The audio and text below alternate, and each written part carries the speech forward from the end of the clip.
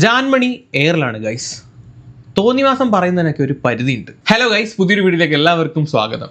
CJP ഡൽഹിയിൽ protest നടത്തിയ സമയത്ത് ജാൻമണി, രഞ്ജിനി ഹരിദാസ്, അതുപോലെ തന്നെ ദിയാസന ഇവരൊക്കെ ഒരുമിച്ച് അവിടെ പോയിട്ട് അതിനകത്ത് പങ്കെടുക്കുകയും അവരുടേതായിട്ടുള്ള എക്സ്പീരിയൻസും കാര്യങ്ങളൊക്കെ പറയുകയൊക്കെ ചെയ്തിട്ടുണ്ടായിരുന്നു. ഈ ജാൻമണിയൊക്കെ അവിടെ പോയി പിള്ളേർക്ക് സപ്പോർട്ട് എടുത്ത സമയത്ത് കുറേ ആളുകൾ ഇത്രയും നാൾ ജാൻമണിക്ക് കിട്ടിക്കൊണ്ടിരുന്ന ഹേറ്റും കളിയാക്കലും ഒക്കെ മാറ്റി നിർത്തി ഒരുപാട് പേർ ജാൻമണിയെ സപ്പോർട്ട് ചെയ്തു. ജാൻമണി ഒരു നല്ല മനസ്സിന് ഉടമയാണ് എന്നുള്ള രീതിയിൽ കുറച്ച് ആളുകളെങ്കിലും പറഞ്ഞു. ആ പറഞ്ഞവരെ കൊണ്ട് തന്നെ തള്ളയ്ക്കും തന്തയ്ക്കും വെളുപ്പിക്കുന്ന പരിപാടിയാണ് ജാൻമണി ഇപ്പോൾ കാണിച്ചുകൊണ്ടിരിക്കുന്നത്. കഴിഞ്ഞ ദിവസം ജാൻമണി ഒരു സ്റ്റേറ്റ്മെന്റ് പറഞ്ഞു.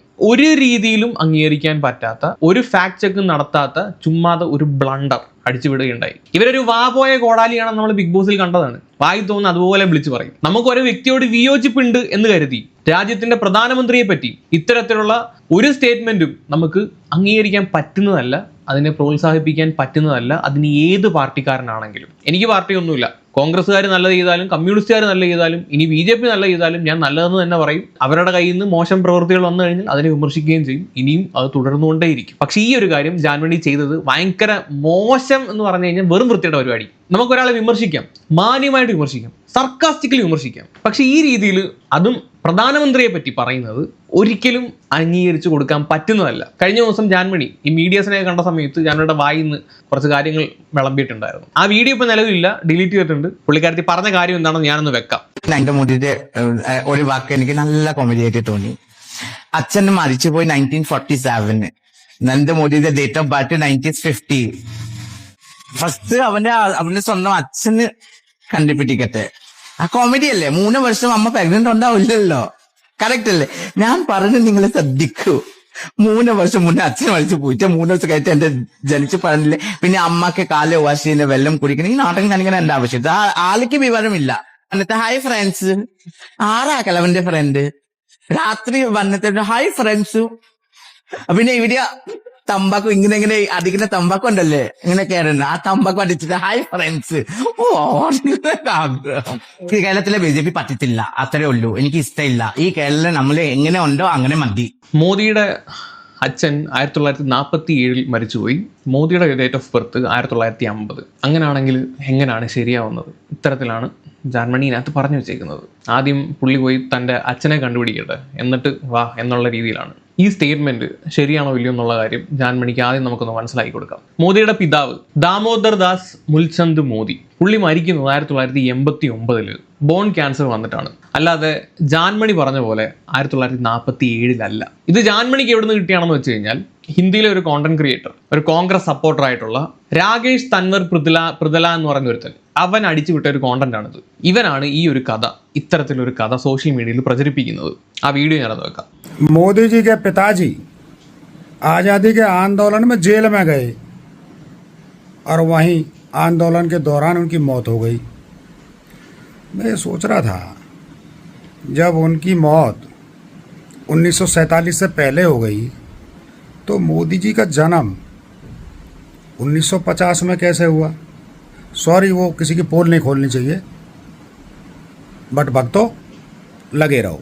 ഇങ്ങനെ ഒരു ക്യാപ്ഷൻ കൊടുത്തിട്ടാണ് ഇവൻ ഈ ഒരു വീഡിയോ ഇട്ടേക്കുന്നത്.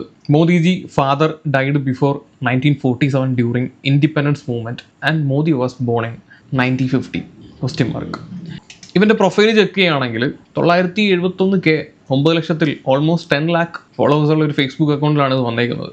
കോൺഗ്രസ് ഭക്തനാണ്, കോൺഗ്രസ് പൊളിറ്റീഷ്യൻ ഫ്രം പൃഥല എന്നൊക്കെ അടിച്ചു വെച്ചിട്ടുണ്ട്. ഈ നാറിയാണ് ഇങ്ങനൊരു കഥ ആദ്യം പ്രചരിപ്പിക്കുന്നത്. എൻ്റെ ശ്രദ്ധയിൽപ്പെടുന്ന ഇവനായിട്ടാണ്. വേറെ ആരെങ്കിലും പഠിച്ചിട്ടുണ്ടോ? No idea.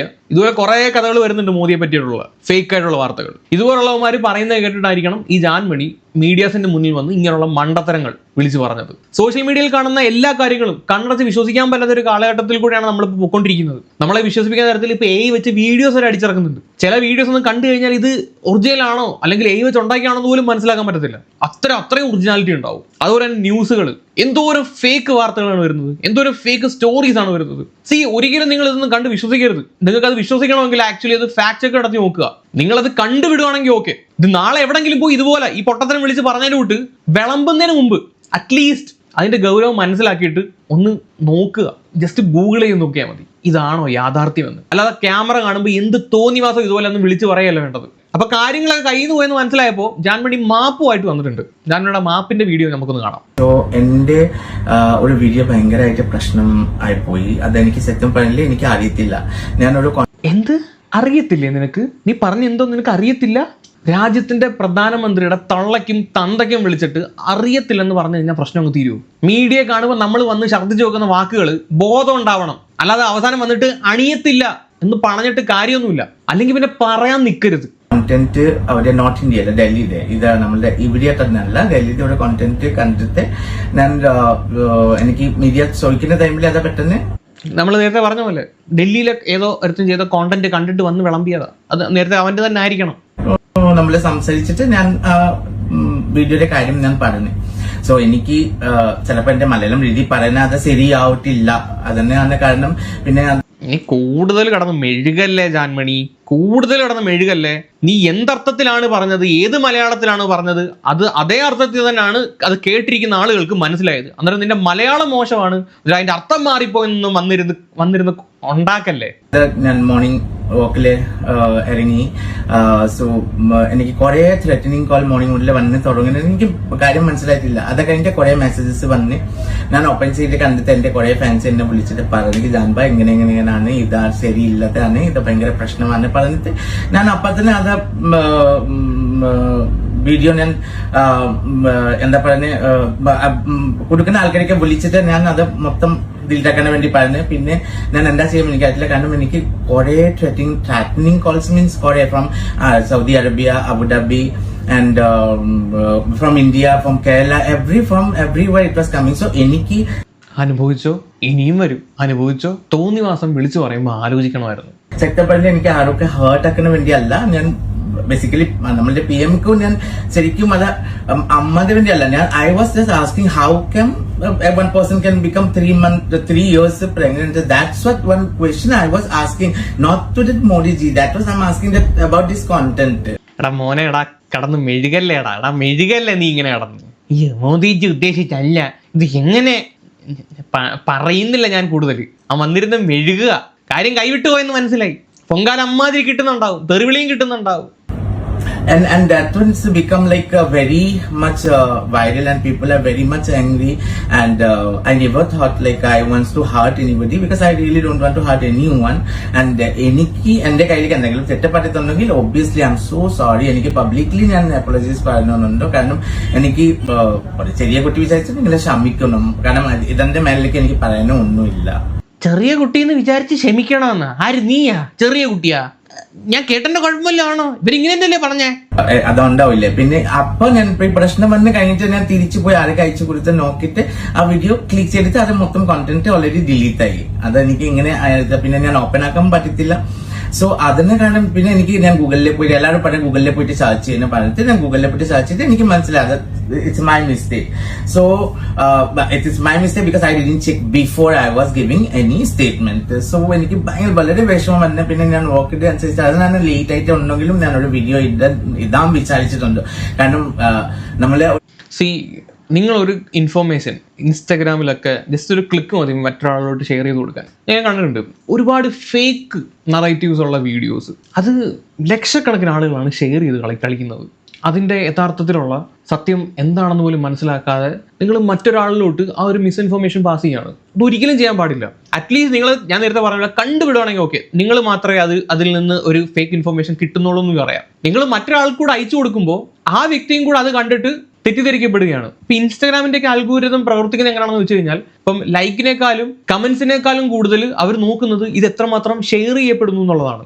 ഏറ്റവും കൂടുതൽ ഷെയർ ചെയ്യുന്ന അനുസരിച്ചിട്ട് അത്രയും റീച്ച് കയറുകയാണ്. നമ്മൾ ഒരു വീഡിയോ കണ്ട് മറ്റൊരാൾക്ക് ഷെയർ ചെയ്ത് കൊടുക്കുമ്പോൾ അൽഗോരിതം മനസ്സിലാകും, ഓക്കെ ഇത് ഒരുപാട് വൈഡർ ഓഡിയൻസിലോട്ട് എത്തേണ്ട ഒരു സാധനമാണ് എന്നും പറഞ്ഞ് ഇൻസ്റ്റാഗ്രാം അവർ തന്നെ സ്വയം ഇത് ബൂസ്റ്റ് ചെയ്ത് വിടും. സോ അതുകൊണ്ട് ഇങ്ങനെയുള്ള ഫേക്ക് ഇൻഫോർമേഷൻസ് എവിടെങ്കിലും കണ്ടു കഴിഞ്ഞാൽ അറ്റ്ലീസ്റ്റ് അതിൻ്റെ എന്തുവടെ കൂടുതലൊന്നും വേണ്ട. മറ്റേ ഗൂഗിളിന്റെ അറ്റത്ത് ഇപ്പൊ ഇവിടെ സർക്കിൾ ടു സെർച്ച് എന്ന് പറയുന്ന സാധനം ഉണ്ടല്ലോ, ജസ്റ്റ് ഒന്ന് ഞെക്കി പിടിച്ചിട്ടൊന്ന് സർക്കിൾ ചെയ്ത് കൊടുത്താൽ മതി, ഗൂഗിൾ പറയും. അല്ലെങ്കിൽ എന്തിനും ടൈപ്പ് ചെയ്ത് വിട്ടാൽ മതി, ഗൂഗിൾ പറയും.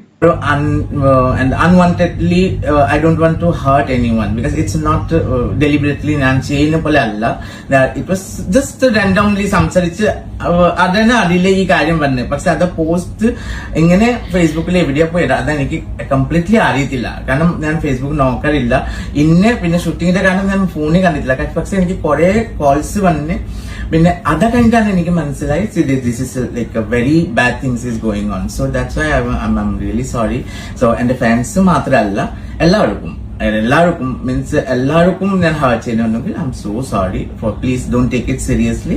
അതവിടെ തമാശയായിട്ട് just leave it. Thank you so much. പ്രധാനമന്ത്രിയുടെ തള്ളക്കും തന്തയ്ക്കും വന്ന് വിളിച്ചിട്ട് സീരിയസ് ആയിട്ട് നിങ്ങളത് എടുക്കരുത്, തമാശയായിട്ട് എടുത്ത് വിടണമെന്ന്. നീയാൾ കൊള്ളാമല്ലോ. അപ്പൊ കുറെ കേസുകളും തലവഴിയെ വരും, അത് നീ തമാശയായിട്ട് അങ്ങ് കണ്ടാൽ മതി, സീരിയസ് ആയിട്ട് എടുക്കണ്ട. ഓക്കെ, അതും അങ്ങ് തമാശയായിട്ട് അങ്ങ് എടുത്താൽ മതി. കുറെ BJP-ക്കാരും വേറെ കുറെ പ്രവർത്തകരെല്ലാവരും പല പോലീസ് സ്റ്റേഷനുകളിൽ ഇവക്കെതിരെ കൊണ്ട് ഇപ്പൊ കേസ് കൊടുത്തിട്ടുണ്ട്. മഹിളാ മോർച്ച നാളെ കേരളത്തിലെ പോലീസ് സ്റ്റേഷനുകളിലോട്ട് മാർച്ച് എന്നൊക്കെ പ്രഖ്യാപിക്കുകയും ചെയ്യുന്നുണ്ട്. മേക്കപ്പ് ആർട്ടിസ്റ്റ് ജാൻമണിക്കെതിരെ മഹിളാ മോർച്ച പരാതി നൽകി. പ്രധാനമന്ത്രി അപമാനിച്ചു എന്ന് ചൂണ്ടിക്കാട്ടിയാണ് Kozhikode city police commissioner Shoukath അലിക്ക് മഹിളാ മോർച്ച പരാതി നൽകിയത്. സംസ്ഥാനത്തെ മുഴുവൻ പോലീസ് സ്റ്റേഷനുകളിലും നാളെ മഹിളാ മോർച്ച പരാതി നൽകും. ജാൻമണിയുടെ മാപ്പ് പറച്ചിൽ അംഗീകരിക്കില്ലെന്നും പരാമർശത്തിന് പിന്നിൽ ഭാഷാ പരിമിതി ഇല്ലെന്നും നവ്യ ഹരിദാസ് പറഞ്ഞു. ആർക്കെതിരെയും എന്തും വിളിച്ചു പറയാവുന്ന ഒരു ഫ്രീഡം അല്ല നമുക്കുള്ളത്, ആ റൈറ്റ് അല്ല നമുക്കുള്ളത്. അവർക്കെതിരെ കർശനമായിട്ടുള്ള നടപടികൾ ആവശ്യപ്പെട്ടുകൊണ്ട് മഹിളാ മോർച്ചയുടെ സ്റ്റേറ്റ് പ്രസിഡന്റ് എന്നുള്ള നിലയിൽ പരാതി കൊടുത്തിരിക്കുന്നത്. കേരള സംസ്ഥാനത്തിലെ എല്ലാ ജില്ലകളിലും എല്ലാ പോലീസ് സ്റ്റേഷനുകളിലും നാളെ രാവിലെ 10 മണിക്ക് മഹിളാ മോർച്ചയുടെ പ്രവർത്തകരെത്തി പരാതികൾ നൽകാൻ വേണ്ടിയിട്ടുള്ള തീരുമാനം കൂടെ സ്വീകരിച്ചിട്ടുണ്ട്. ഇനി വരാൻ പോകുന്ന കാര്യങ്ങളൊക്കെ അങ്ങോട്ട് അനുഭവിക്കുക, ഇരു കൈയും നീട്ടി അങ്ങോട്ട് സ്വീകരിക്കുക. കയ്യിലിരിപ്പ് നല്ലതല്ലെങ്കിൽ, നാക്കിന് വെല്ലും ബ്രേക്കും ഇല്ലെങ്കിൽ ഇതൊക്കെ അനുഭവിക്കേണ്ടി വരും. അവിടെ ഭാഷാപരിമിതികളൊന്നും ഒരു പ്രശ്നവും വരത്തില്ല. സീരിയസ് ആയിട്ട് എടുക്കണ്ട, തമാശയായിട്ട് എടുത്താൽ മതി. വെറുതെ ഒരു തമാശയ്ക്ക് ഒരു പരാതി കൊടുക്കുകയാണ്. ഇനിയിപ്പോൾ കേരളത്തിലെ എല്ലാ പോലീസ് സ്റ്റേഷനിലും പരാതി വരുന്നുണ്ട്. അപ്പോൾ ഒരു കേരള ട്രിപ്പും കൂടെ അങ്ങ് അടിച്ചു അനുഭവിച്ചു കേട്ടോ. മിക്കവാറും ജാൻമണിയുടെ സോഷ്യൽ മീഡിയ അക്കൗണ്ട് ചിലപ്പോൾ ബാൻ ആവാൻ സാധ്യതയുണ്ട്. ഇനി വീട്ടിലോട്ട് റെയ്ഡ് വരാൻ സാധ്യതയുണ്ട്. ഇനി എന്തൊക്കെ വരാൻ ഇരിക്കുന്നു അതെല്ലാം സീരിയസ് ആയിട്ട് എടുക്കാതെ വളരെ തമാശയായിട്ട് എടുത്തങ്ങ് വിട്ടാൽ മതി. ഓക്കെ, കൂടുതലൊന്നും പറയുന്നില്ല. All the best. അപ്പം ശരി.